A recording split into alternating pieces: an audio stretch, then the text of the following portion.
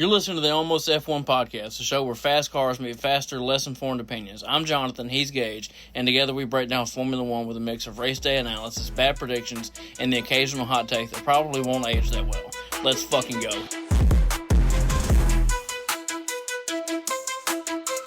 Two-man. High five, man. The two-man has an 85% success rate compared to approaching a woman single-handedly with a success rate of only 22%. Anyway, by the way, that's this new generation calling that shit a two-man. When I hear two-man, like, they say two-man in terms of, like, going on a double date. That's a two-man to them. Two dudes, two girls. Yeah. Going to Applebee's to get something to eat. Mm-hmm. That's not a two-man to me. That's not what I think of when I think of a two-man. These kids gotta watch their lingo, because you go around, I'll tell you right goddamn now, let my fucking 16, 17-year-old daughter come over to me and say that she met her boyfriend through a two-man. You, a what? What? Ain't no fucking way. Oh, God. All right, everybody. Welcome back to the Almost F1 podcast. Appreciate y'all tuning in. I have seen everybody from my hometown looking at our TikTok profile, and I know you bitches are listening. Welcome. What the fuck are you doing? Y'all can't see him. This motherfucker's doing a chimichanga in his seat. He's just shaking with his hands in there. I don't know what was that? Like you're doing the Harlem Shake. That's like 2016. Anyway. Yeah, welcome back to the show. We are going to start doing weekly episodes from now on. Whether there's a race or no race, we're going to keep a steady stream of content coming out for y'all. I know a couple of y'all have mentioned it, that it's kind of sparse in between, you know, a week or two off when there's not a race. We don't put anything out, and that's not really fair if you're expecting something to come out on a Wednesday. So weekly episodes are in full effect. Gage, would you first? Oh, yes, I think he's gonna make a noise. I was gonna give you the space to make your noises. Oh yeah, no. Okay. No, I was just gonna ask you one word, not even one word, just like reaction. Just like, what was your? Well, I know what your reaction was to the sprint. I got it on video. Yeah, that's on the TikTok. Sprint race, I fucking called it. Y'all go look at the TikTok page, please. That shit's hilarious. He climbed out of his seat. With what were you eating that night? Some noodles. He climbed out of his seat with his noodles in his lap, and then looked and pointed at me like I could do something about it.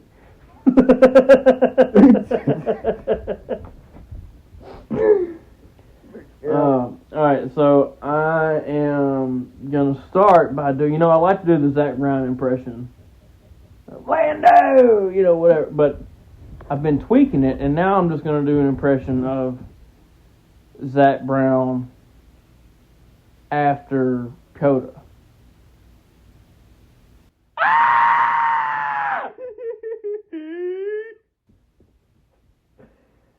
Yeah, that probably sounds about right. I put in my notes. Hang on a second, guys. I didn't prep my voice for that. I might have just blown my voice out. Hang on. It's not good when I gotta talk. Oh, is there a sticker on that? Give me the sticker.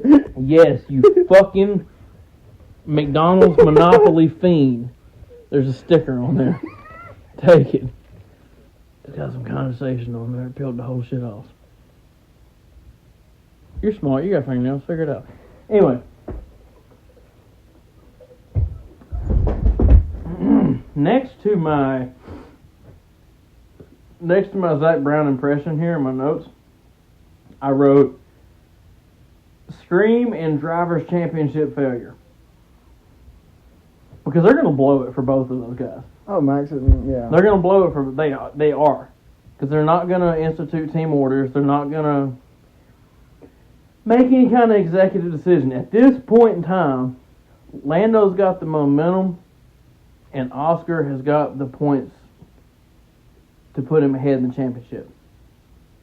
So McLaren is in a shitty position of, we should have already chosen a driver to back for the championship so Max can't come rob it away from us.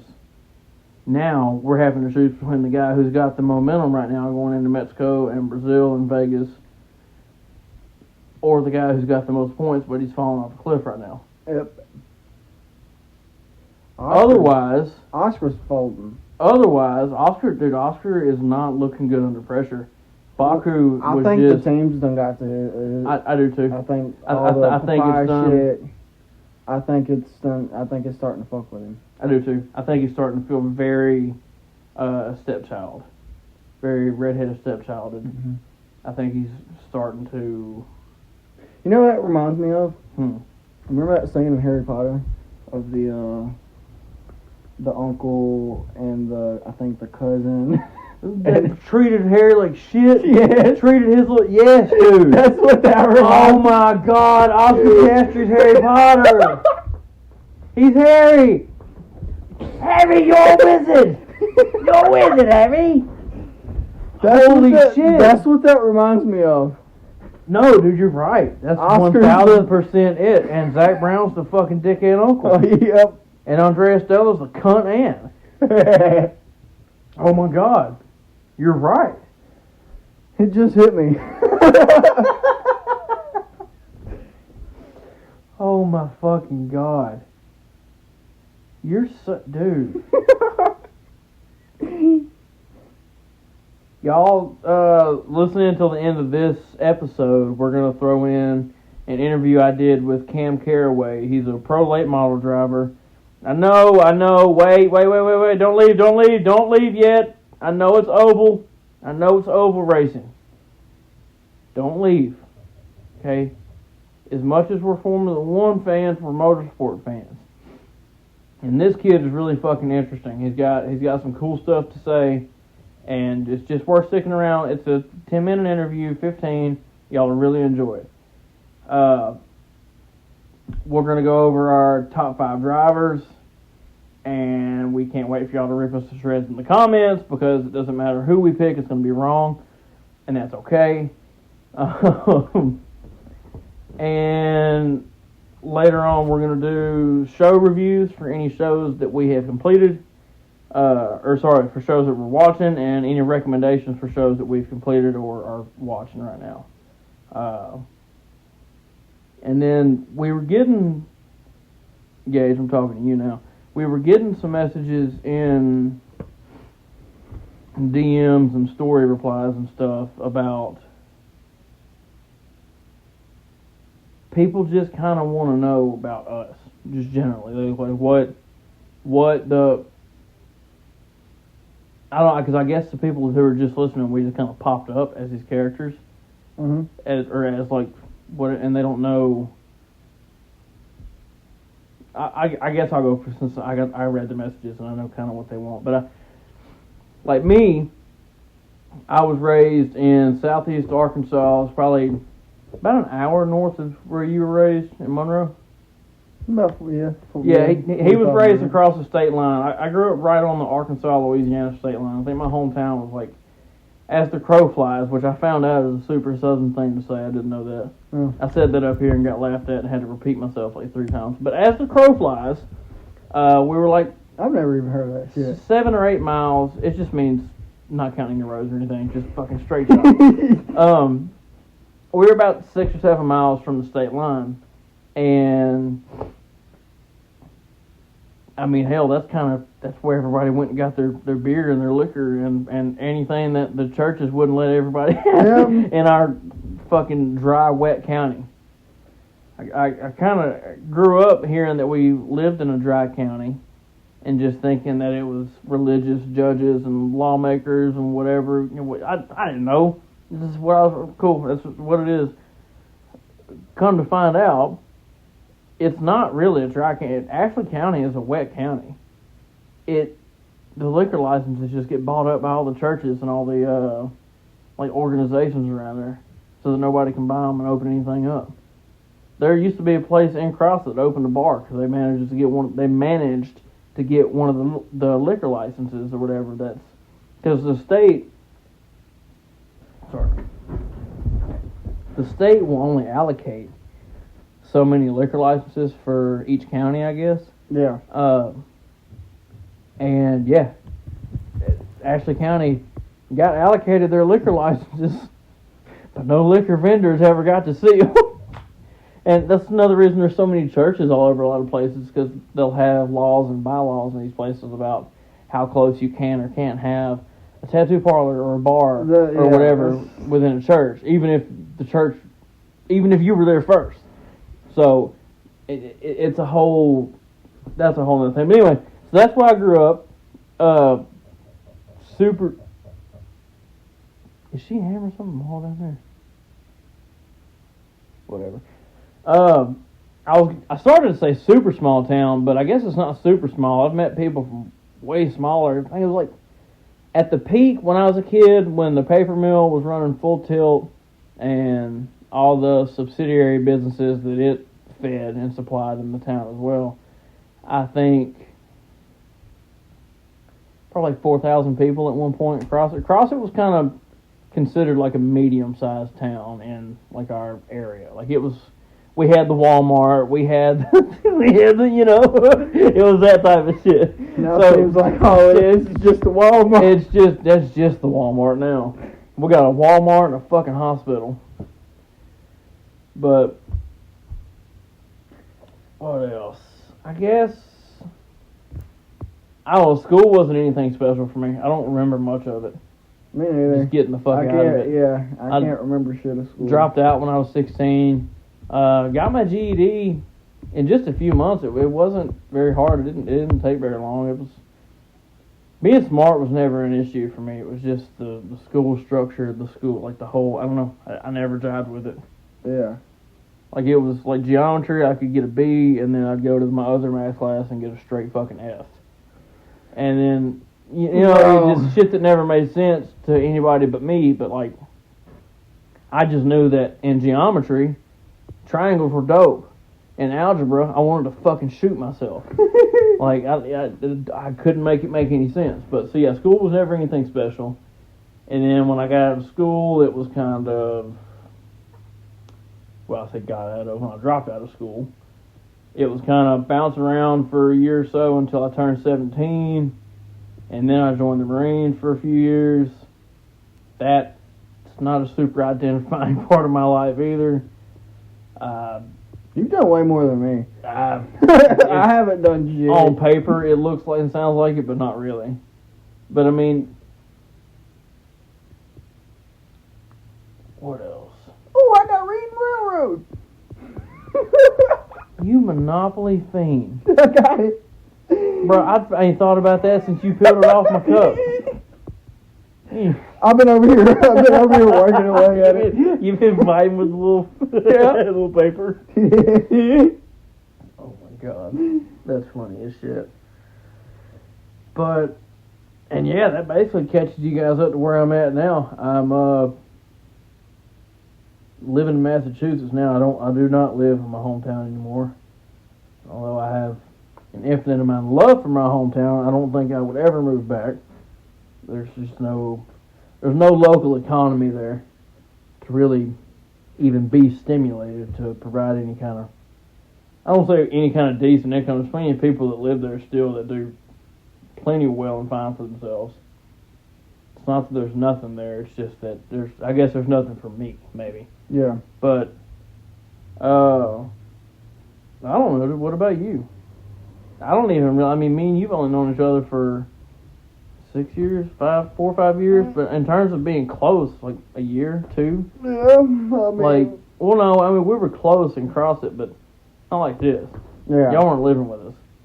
Yeah, no, well, I mean, that's a bad, I framed that poorly, everybody. It's a full apartment that the previous owners of my house built for their grown adult son that rented from them. So him and his wife just rented from us. Yeah. It's not a they live with us situation. That was framed poorly. But anyway, I mean, from from a town from Louisiana, northern Louisiana, Monroe. I feel like Monroe's kind of, it's not well known, but to people who have traveled there, that they might recognize. It's like Little Rock. Nobody really knows Little Rock, but if they've flown through there, they've gone through there. They hear Arkansas and they're like, oh, Little Rock! And I'm like, it's 3.5 hours from me. But yeah, hey, Little Rock, man. Yeah. Woo! I mean, see, I get yeah, that. school, I can't remember hardly shit about school. What's the deal with that? What's the deal with that memory lapse of just like, if I think back to what I bet like, oh shit. Now I'm thinking about it, I can't think back to when I've had a clear memory of. My memory is much more clear and vivid of my life post high school than anything of my school age years. I don't really remember much. I can't even shit. really remember high school. I see people at Walmart when I go home to visit and stuff that I went to high school with, don't recognize them. They'll say hey to me, they'll, whatever, don't remember them. Yeah. And it's nothing about liking or not liking or whatever. I just... Yeah, I tried because I tried to stay in the middle when I was in school. I'd go out in the fucking courtyard, hang out with the dark-haired, golf-dressing kids or whatever, and then I was in ROTC, so I was out there with that group of kids too, who was also a group of a weird mix of people anyway, and like, I tried to stay pretty in the middle. I mean, there were certain groups that I stayed away from either intentionally or unintentionally, but I don't know, I just tried to stay out of the way of anybody I wanted to stay out of the way of, and then other people I just stayed chill with for the most part, but nothing significant that I can really remember. Just a generic, I can kind of picture walking down the hallway. I can remember a fight I got into one time. I can remember a few. But like I can like the specific things, yeah. But just generally, I can remember some hallways that I that's as far as it goes. Memory lapses like that are fucking weird. I mean, so what? You're from Monroe. What's the difference in like? And I know y'all don't care listening. This is me asking because I'm a little bit local and want to know. What's the difference in like Monroe and West Monroe? Like Little Rock and North Little Rock, you stay the fuck away from North Little Rock because you'll get stabbed and your car gets stolen. Is it like that West Monroe, or is it just different? Or is it just different labels of the same city? Just depending where you're at. Yeah. I mean, I know about Balkanville. Balkanville, for y'all listening, is like mix of like trailer trash with like some. That's like I'd call them higher end crackheads. Yeah. Like they're not quite living in a trailer. They might be in a house, and they might have a decent enough running card from the money they're making from selling pills or whatever. Like it's kind of a weird middle ground of they might have a nice enough gun that it won't jam when they try to shoot you. Oh yeah. Oh yeah. Everybody and their fucking mamas is down there. They're strapped down there. Yeah. Left and right. I went down there to look at a Jeep for Ashley, and I wasn't quite putting two and two together where I was going, and me and my fucking stepdad rode down there, and I grabbed my pistol, and I was like, I'm gonna bring it just in case, whatever. And my stepdad was like, no, you definitely. When I told him where it was, he looked at it on the map. He was like, he got back out of the truck or whatever, and he went to his truck and got his pistol out and got back in. He was like, okay, now we can go. I mean, it's. I wouldn't say it's terrible because from stories and shit that I've heard, it's not terrible. South Louisiana is. South Louisiana is made up of a different kind of people, though. Yeah. I think there's a line somewhere where it's like when you cross into the Bermuda Triangle, I believe that there's some kind of parallel dimension plane that you cross. When you cross into that you're no longer in this part of the simulation. You're in that part of the simulation. You transferred maps. Yeah, you're on the B side of the simulation where they're the devs are still testing shit, and they can hide bodies easy on the B side. Oh yeah, no, hiding bodies, they'll just throw you off in the fucking swamp. And dude, And the thing about Gators will handle that. it's not even like people don't understand swamp mud and bogs unless you've gotten your foot stuck in it or gotten trapped in it or seen an animal stuck in it or like just seen some form of. You can it's scary. You can throw a body off in that swamp mud and the swamp itself will consume the body. Yeah. I mean, there's places you can throw them. It's like quicksand, but it's like the consistency of like the pudding and the pudding cups. It's like that consistency. Yeah. And it just swallows you whole. Anyway, how the fuck did we get way off? Oh, because we're talking about where you're from. Yeah. Balkanville. And then, Monroe, West Monroe. Yeah. Back to the topic at hand. I mean, there's really pretty much not nothing. That kind of carries you to here, and then we met when I was still living in Crossett. It's my hometown. I don't know if I said the name of it before, but we met when he married my cousin, and then my wife and I moved up here to Massachusetts, and probably 2 years after we moved up here, I got a phone call from his wife, my little cousin, saying that they were moving away from Arkansas and wanted to come up here and, find opportunities and just do whatever up here. And 2 years now? 3? Is it coming up on 3? It's coming up on 2, I think. I've been at my...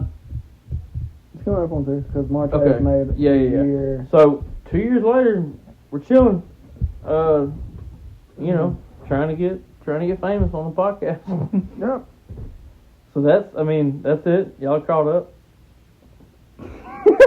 Yeah, I didn't give too much shit, but I can't really remember shit. Dude, I didn't give much more than you did. I mean, and there's not much more to. Honestly, I feel like right now, I'm only 28, guys. You're what? How old are you? 22. Yeah. So, in all fairness, as boring as that snippet may be, I kind of feel like we're in the most eventful part of our life right now. Like, I kind of feel like we're creeping towards what will be the most eventful part of our lives. For sure. Like, hands down. Oh, yeah. Anyway. And now that we've kind of went over ourselves a little bit, and we can stop gagging and dry heaving over talking about ourselves, we can move on to race review. I don't even know how to start talking about the sprint race. That sprint race was... The what now? What? The sprint race was very... Hello. Wait. Very fast. Wait. Hello, princess.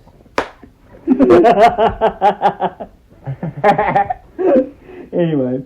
No, the sprint race was fucking insane, dude. That was... Bro. That was... I'm having a short second. Mm-hmm. No, that was fucking bonkers, dude. It was really... First off, what the fuck was Nico even doing in fourth? What the fuck was he doing qualifying fourth like that? He knows better than that. He knows better than to put that Sauber up there that far. I don't even know if that was him. I think the car didn't know what to do. Yeah, But I mean, in all seriousness, I don't know what he thought. You know what? Before I attack Nico too hard... Yeah, I don't think... I think he just kind of panicked when he got sandwiched. I think he panicked. Yep, I think he got sandwiched, and I think he... He even said it was a massive sandwich. Yeah, that's exactly what he said. And I don't even know if he panicked. Maybe he did. But even if he didn't, I was listening to somebody else talk. I really enjoy listening to podcasts, which is what made me even have the idea to start ours. But was that I'm a consumer first. And I was listening to somebody talk earlier today, and I very much agree with him. It was, what was that podcast? It's one I don't listen to that often. Fast and Curious, that's what it is. And it's a British podcast. They're British as shit. Which is fine, but the bias lands very heavy.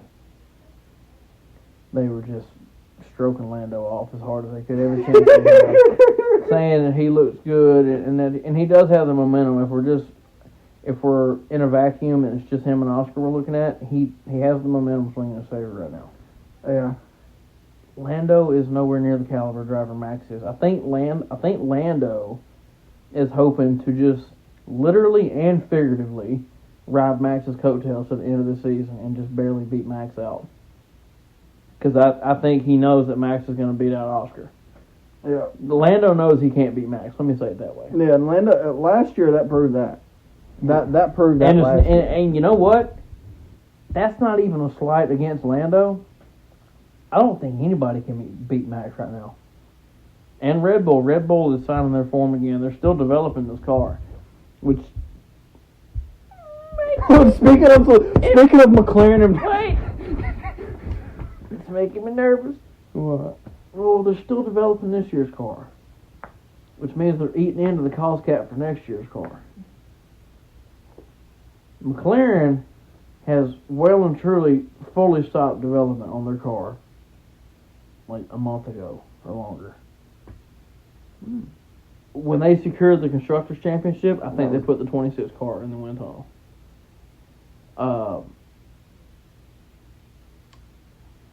Which gives me full confidence that Red Bull can get Max's 5th title,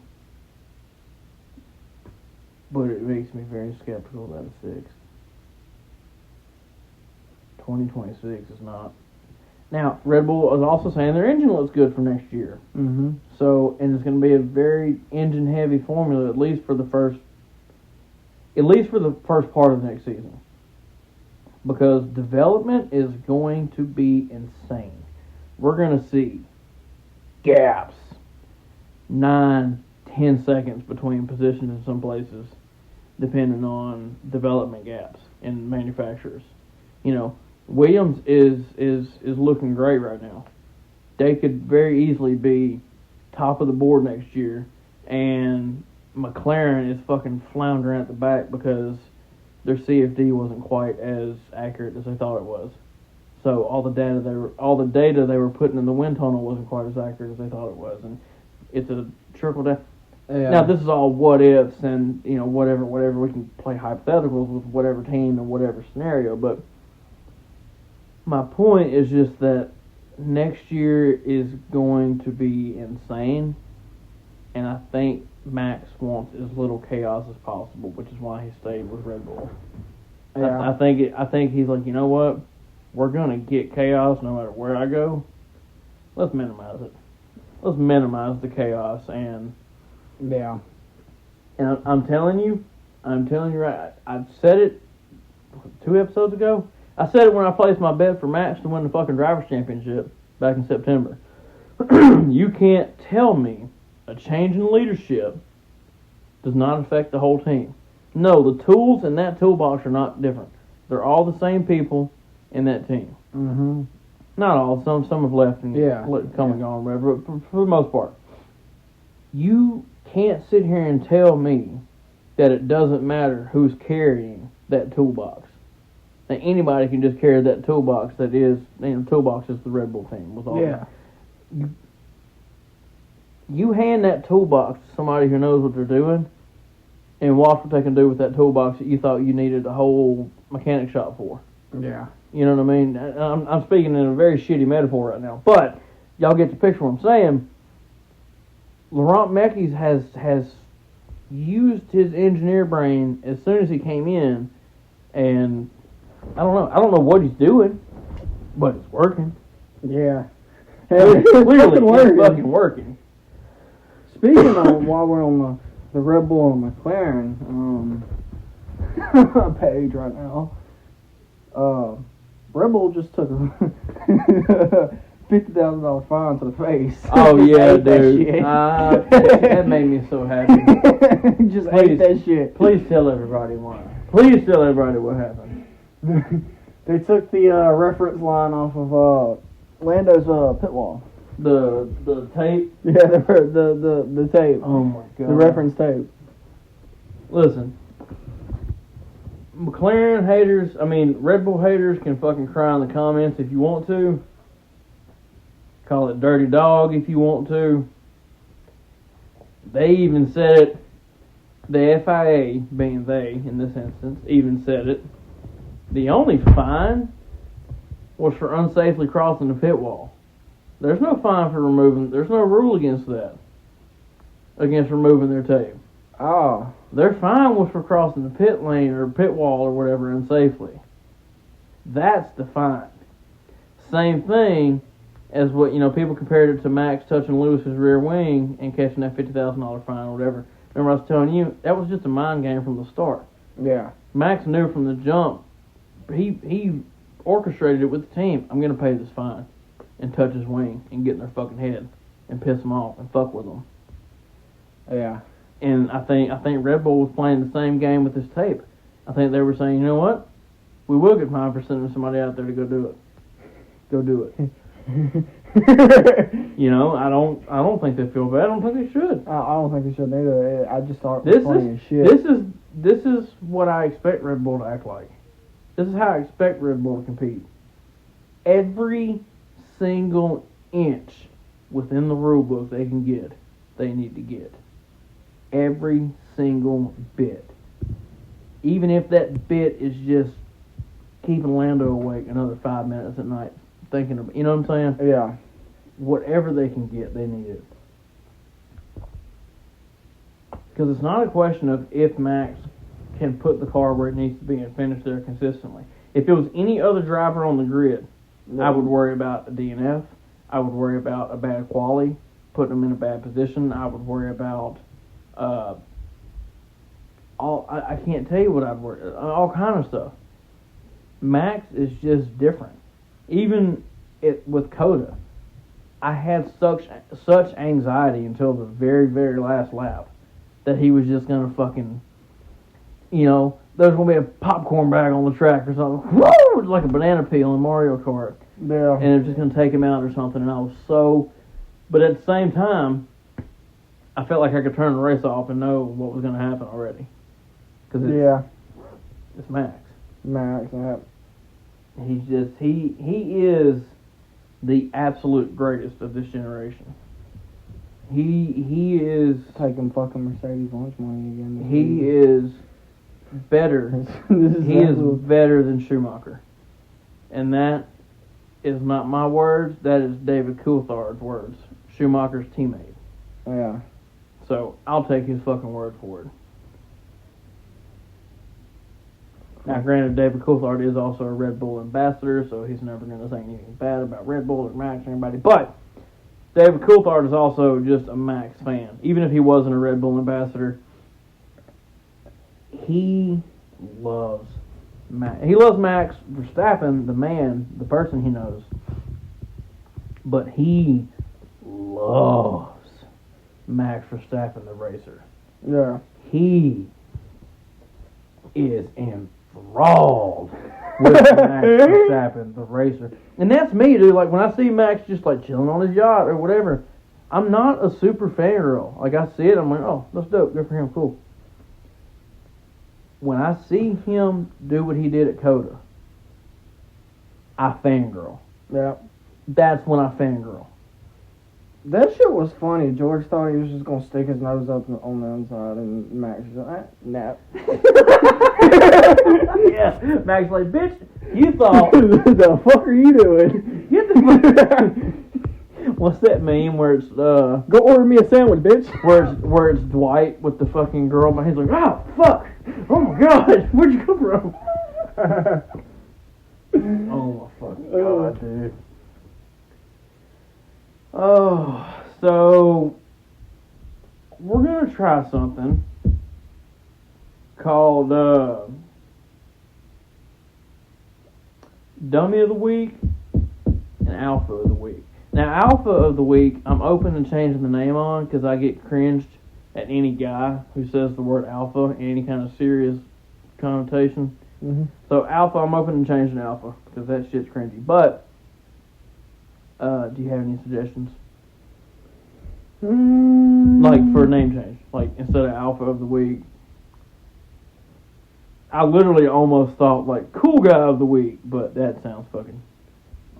too stupid to even be like stupid funny. We can workshop it. Yeah. We'll figure it out. We'll get it figured out later.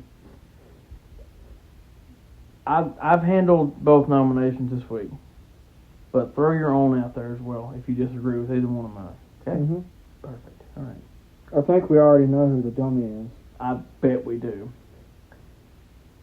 Lance Stroll, because what the fuck were you doing? What are you doing? Had to be told to be pulled off the side of the fucking road. First off, wham! Right up the fucking, was it Esteban? Yeah, it was Esteban. I think it was right up the It's just right up the fucking inside.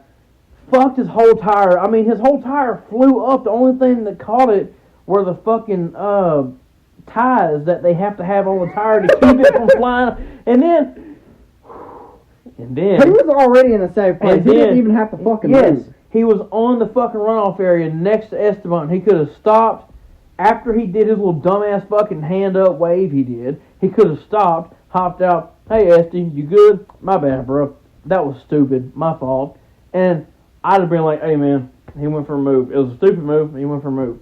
But no, he hit the fuck. I turned out. Good luck, everybody else. Get right the fuck back on track, and then we went back. We see all the fucking damage. Just so y'all know, we're not just going off what the broadcast showed us. We have the F1 TV where you can rewind and go to the individual driver camera and hear their radio transmissions. We went back and watched it from his PO, from his own car camera, his onboard camera, and we heard his engineer talking to him coming into that straight. Now, me and you did agree that his engineer was talking to him coming into a corner. Coming into the corner. And that could throw us off. That could throw somebody off. Fair. I'll give him that, but that's all I'll give him. Yeah. Because after that, he hit the fucking guy, hit Esty, and then he goes off in the runoff area. His engineer, he said something, Lance said I crashed or something, whatever. Maybe he didn't say shit, did he? I don't remember. But gets back on track, comes up to that little sweeping right-hander, and then his fucking engineer's like, just park, Lance. Just get off. Just take it. Like, why did you have to be told? You've been here for 10 plus fucking years, dude. You should know by now. You got too much damage. If we're finding Red Bull, see the fucking damage right from where you're fucking sitting. The fucking tires in your fucking face. If we're finding Red Bull $50,000 for pulling tape off a wall, that should have fine Lance for unsafe conditions. Yep. Motherfucker, if I Aston Martin won, he could have put debris on the road. Now, no matter how much the damage that he had from the floor, the tire. We've seen the fucking tire. Speaking of Red Bull's fine, that is the perfect segue to bring me to the alpha of the week. Is whoever the fuck that mechanic was that went out there to pull that tape off the wall. He is a fucking G. He is a fucking G, and I don't imagine you have any other suggestion for that's I don't know who else could get it other than Max, but talk about Oscar's pace this week though. This week it's just lately in the race. It's just lately. Period. What, did he finish top 5? I was just about to pull the results up. Let's look. I think he finished top 5. All I can think about is Baku, dude. That's where it fell off for him. So,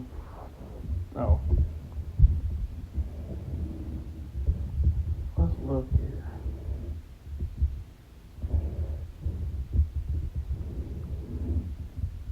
So Singapore, he qualified 3rd, and he finished 4th. Right behind Lando.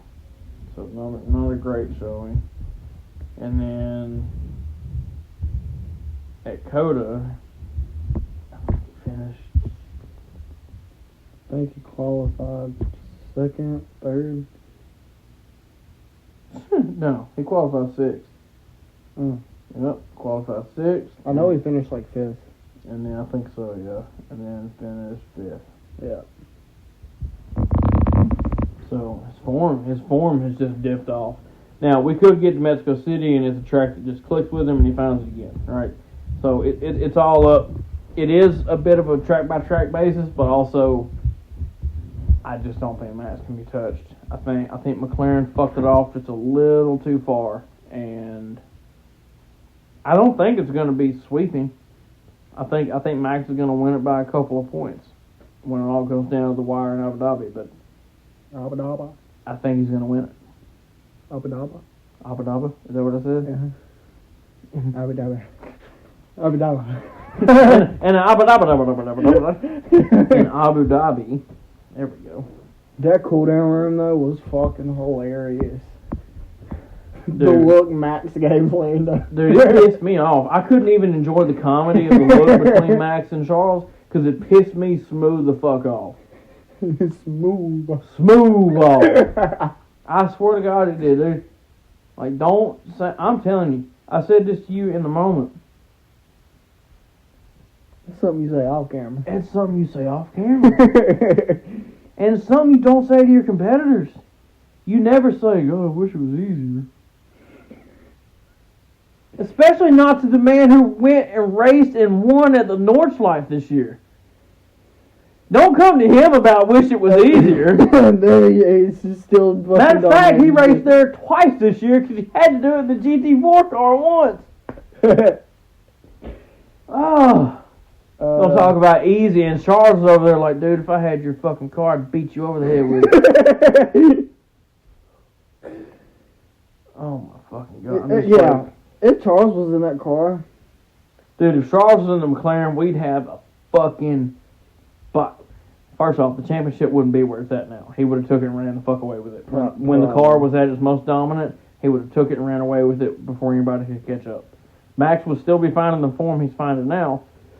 But not as close, probably. I think all things would stay the same, and Max would finish second. But I'm telling you, let's see. Let me open my DraftKings account real quick and just see if it's opened the cash out option yet. Because, you know, when the bet gets close enough to winning, they'll offer you a cash out option first. And they're low-key hoping you cash out early so they don't have to pay you the full payout. Yeah.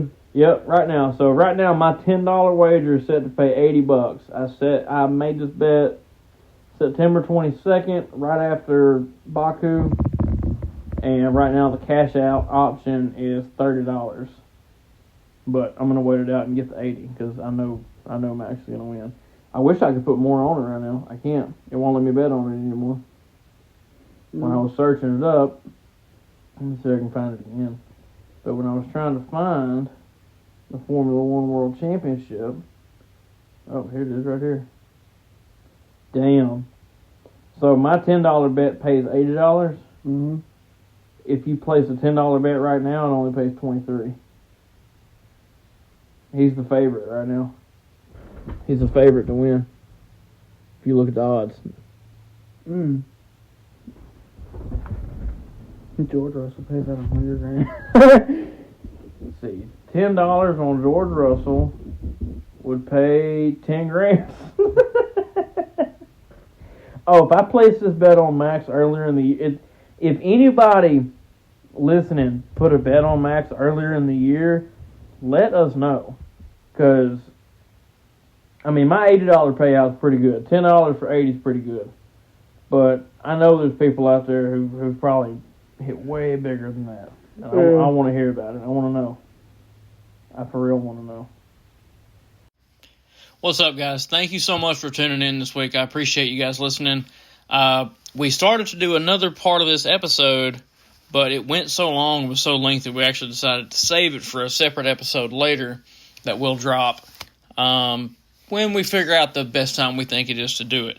Gage and I also want to apologize for the poor audio quality on this episode. We have a bit of a makeshift setup we're using right now, in the early stages of this thing, but we have been out shopping and browsing, looking for some new equipment to try to bring some better quality for you guys. So bear with us. We apologize for this episode, but bear with us, and I can assure you we'll bring you some much, much higher quality stuff in the future. Thank you guys so much.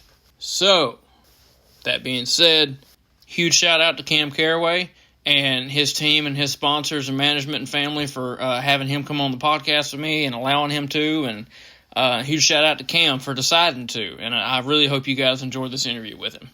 Here we go. If you guys enjoyed this episode, please don't forget to follow the podcast on Spotify, anywhere you get your podcast. Go follow us on YouTube, Instagram, TikTok, every social media platform you got. And I mean it, I cannot stress it enough how much every single follower really does matter and how much we really do appreciate it. I'm Jonathan Bailey. My co-host is Gage Jesselink. Again, we appreciate you guys listening, and come back next week. We'll have more for you.